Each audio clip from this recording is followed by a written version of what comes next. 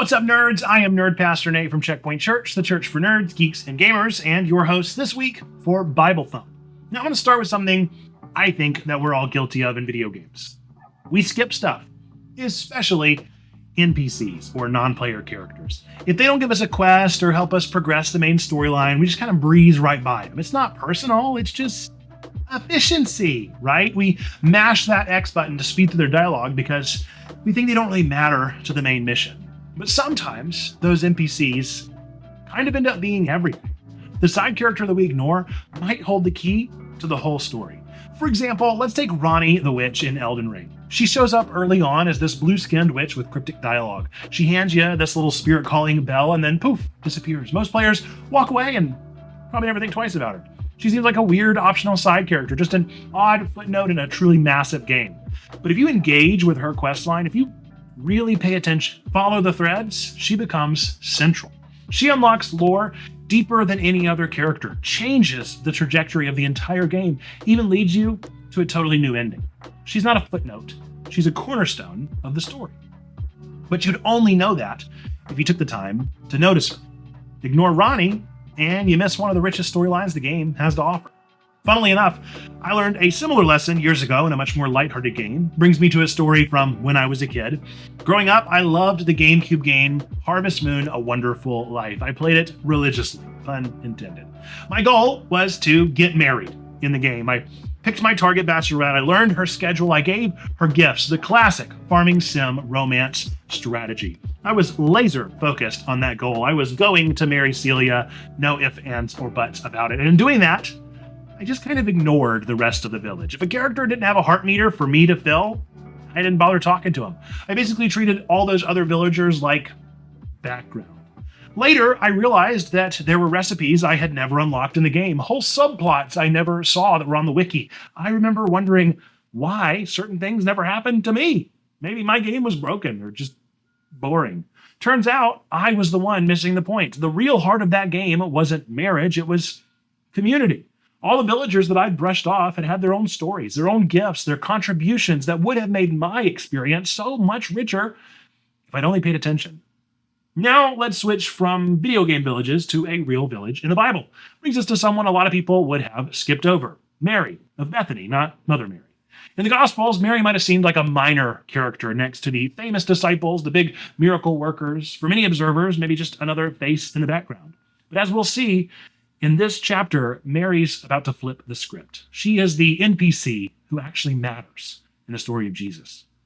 Here's the scene. It's 6 days before Passover. Jesus is in the village of Bethany. This is the beginning of the end of Jesus' journey. Within the week, he's going to be on the cross. He's having dinner at a home with some of his closest people. The Gospel of John sets the stage for us. Picture it. Lazarus, who, by the way, had just recently been raised from the dead in the previous chapter, is reclined at the table, likely near Jesus. Martha, Lazarus' ever-diligent sister, is in full-on hostess mode, making sure everyone's fed because that's what Martha do. The disciples are gathered around the table, eating and chatting. It's a celebratory dinner, a respite before the storm of what's coming in Jerusalem. There's a buzz in the air. One of their own, Lazarus, is a walking miracle, sitting at the table with them right now. And then in walks Mary, sweet, quiet Mary, the other sister of Lazarus, who just sits and listens to Jesus normally. She slips into the room holding a jar of pure nard, an incredibly expensive perfumed oil. We're talking like real expensive, a year's wages for a single jar kind of expensive. Think about that in today's terms, right? Tens of thousands of dollars in an alabaster bottle. All eyes must have been turned to her, wondering what she was doing. She doesn't say a word. She breaks open the jar, and suddenly the sharp, sweet smell of perfume begins to fill the room. She kneels at Jesus' feet. She pours the contents of this precious perfume on them. She lets down her hair, and she begins to wipe his feet. Yeah, her hair. In that culture, a woman's hair were typically bound up. Letting it down was intimate, even shocking. Mary doesn't care about the optics. In that moment, her focus is solely on Jesus. Imagine for a moment the hush that fell over that room. The only sound, maybe the pouring of liquid, maybe sobs, whispers of love. Everyone else freezes, maybe the bread halfway hanging out of their mouths. The house erupts with the fragrance. John's gospel says the house was filled with the perfume. You couldn't ignore it if you tried. It's in your nostrils, your clothes, everywhere, stinging in the eyes. That detail is there for a reason. This act of worship was unmistakable. Mary's quiet act of devotion permeated everything and everyone in the room. Her worship didn't just impact Jesus, it impacted everyone present. The whole atmosphere changed in seconds. What Mary did might have been deeply personal, but its effects were very public. The aroma of her love spread to every corner of the house. This act is tender and personal. Mary doesn't make an announcement or ask for permission. She doesn't seek attention. In fact, she probably even knows this is going to invite criticism later, but she does it anyway. No words, no pomp, just an outpouring of love and honor for Jesus. It is a vulnerable moment of worship. You can almost feel the weight of it. One woman offering everything she has in gesture of total devotion. It's the kind of worship that's raw and uncalculated, hands in the air kind of stuff. For Mary, Jesus is worth it all. Of course, not everyone in the room appreciates what just happened. Enter Judas Iscariot, the disciple who kept the money bag for Jesus and the crew. He sees this wasteful spectacle and immediately goes into accountant mode. He breaks the stunned silence with a scolding tone. Hey, why wasn't that perfume sold and the money given to the poor? Judas is doing the math in his head and it's driving him crazy. On the surface, maybe that doesn't sound like such a bad question. Maybe even like a noble line of thought. Imagine how many poor families could have been fed with that kind of money, right? But John, the gospel writer, doesn't want us to be fooled. He slips in a little developer's commentary, if you will. Judas doesn't care about the poor at all. He was the keeper of the money bag, had been pilfering from it on the sly. In other words, Judas's indignation is self-serving. He calls Mary's act a waste, but only because he personally feels like he's missing out on a payday. So Judas is sitting there valuing the perfume in terms of dollars and cents, while Mary is valuing Jesus in terms of love and worship. Talk about two people on completely different wavelengths. Mary's heart is giving everything for Jesus. Judas's heart is saying, what a waste. Thankfully, Jesus comes to Mary's defense. He shuts down Judas in front of everyone and says, leave her alone. I imagine Jesus giving Judas a look that could freeze the sun. And then he says, she has done this to prepare me for my burial. In that moment, Jesus not only stops the criticism, he interprets Mary's actions in light of God's bigger story. Mary may not have even fully understood the prophetic significance of what she was doing, but Jesus makes it clear this was not a waste. This was a meaningful gift. It was right on the mark. Jesus is the only one in the room who really gets that the cross is days away. He's been trying to tell his disciples, but he just can't get it. Here comes Mary, an ordinary woman, no prominent position, performs this extravagant anointing of a body. Mary understood something no one else did. She couldn't even articulate it, but her heart knew. Time with Jesus is precious because he won't be with us much longer. Her worship wasn't random or wasteful. It was prophetic, intentional, and beautiful. The NPC that everyone almost skipped over is now permanently a part of the main story. Here we are, 2,000 years later, still talking about Mary's devotion. Judas's spreadsheet didn't have a column for the kind of impact that was ahead. And I have to say, deep down, I think I really get Mary. I think I understand a bit of what she felt because I've experienced a tiny taste of it in my own life. When I was growing up, I worked the sound booth at church while my dad preached. I'm a PK. And so, imagine little nerd pastor Nate in the balcony or in the back, clicking through slides, adjusting audio levels every Sunday. I'd spend hours beforehand crafting those perfect worship slides just right, picking the backgrounds that moved, syncing up the lyrics, putting in those little details to make the worship experience smooth and meaningful. Nobody saw me doing that. There was no applause for the sound booth kid. In fact, the only time somebody might have noticed is when something went wrong. No one came up to the service and said, those slide transitions were anointed, because that would be super weird. So nobody clapped, nobody really knew, but I loved that job. I poured my whole heart into it because I believed that if one person could worship a little deeper because of something that I did, it was totally worth it. This was my offering in a way. I was a kid, so I wouldn't have described it like this back then, but I realize it now. That was my act of quiet devotion. It was an invisible service, a behind-the-scenes sacrifice of time and effort. And I was content, even though 99% of people had no clue I was doing ministry in that moment. In my heart, it was for God, not for the claps. That's Mary, quiet, faithful, behind-the-scenes devotion. Mary wasn't trying to steal the spotlight in that dinner at Bethany. In fact, she knew it was going to earn her glances, and she did it because she loved Jesus. There are people like that in our lives and in our churches, folks who serve, love, give, and create without any desire for credit. They're the ones running the sound booth or making things work, filling the atmosphere with grace, often unnoticed, and their impact is enormous. Mary's one act filled the entire house with a sense of worship. In the same way, those quiet acts of service today fill our world with the fragrance of God's love, even if most people don't even know where it's coming from.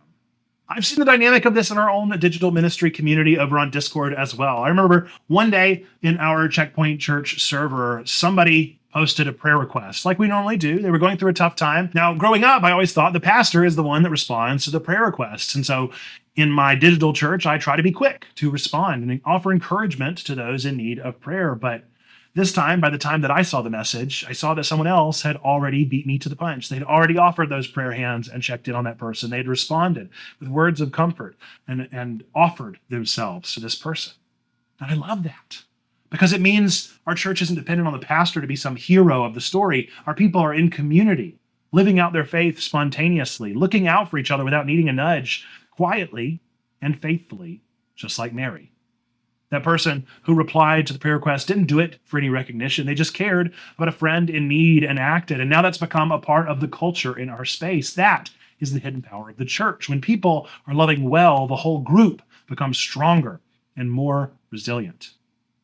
Because we live in a world that loves efficiency. Hustle culture is everywhere. We optimize our time, we maximize our output, we grind. We're taught to believe that faster is better, busier is holier, productivity is a virtue in our society. If something doesn't have a clear benefit or a measurable payoff, we're tempted to just skip it entirely. Get to the point, cut to the chase, keep it moving. That's the mantra of our age. But not everything in life needs to or even should be efficient. In fact, some of the most important things in life are intentionally inefficient. Some things are sacred because they're slow. Some experiences are valuable precisely because they waste time in the most meaningful way.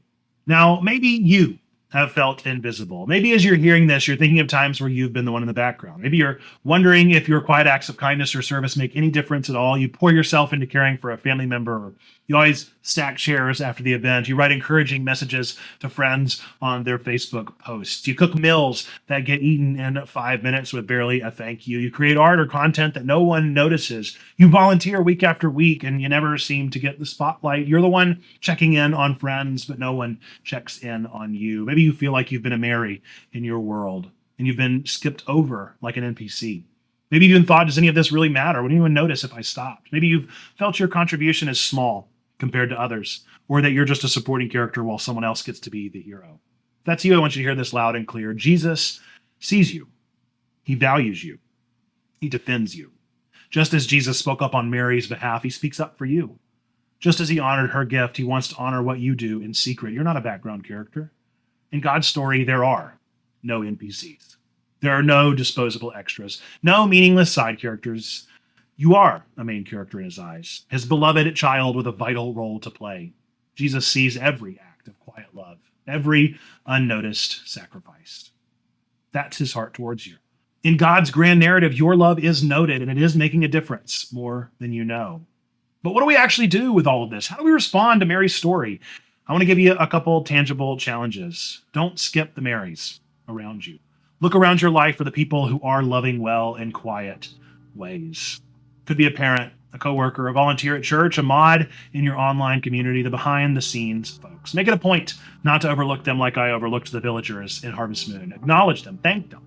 Let them know you see the good that they're doing. Don't breeze past the NPCs in your real-life story. Instead, pause and engage. You might be surprised what kind of lore and wisdom those quiet side characters carry. Sometimes a simple "I appreciate you" or asking them their story can mean the world to someone who's not used to being seen. Mary filled the house with the scent of her perfume, but more than that, she filled it with meaning, with presence, with love. Her one seemingly small act reverberated through that house and through history, and even now, through this sermon that you're hearing now. You can do the same in your world. You can fill the spaces in your life, your home, your friendships, your community with the fragrance of quiet devotion. The love that you pour out has the power to change the atmosphere, to make a dull space come alive with the awareness of God's grace. You may never know this side of eternity just how impactful your faithful acts have been, but trust that not one drop is forgotten by God. If you're looking for a space where your quiet acts matter, where every villager counts and the behind-the-scenes people are cherished, then we'd love to welcome you into our community at Checkpoint Church, a place where nerds, geeks, and gamers, really anybody, any most overlooked person is truly valued. We drop nerdy sermons kind of like this, only a bit more focused on a particular subject in pop culture every Sunday at 10 a.m. Eastern. And we hang out between on Discord and elsewhere. Consider this your invitation to come and hang out with us. Come and be a part of a community that strives to notice the Marys, to be the Marys, and to love Jesus with the same kind of devotion and authenticity. Once again, I am Nerd Pastor Nate. I want to thank you for allowing me to join you this week on Bible Thump. It has been a joy to dive into this story with you and hopefully encourage you in your faith and your nerdiness. Remember this as you go. Jesus loves you, nerds.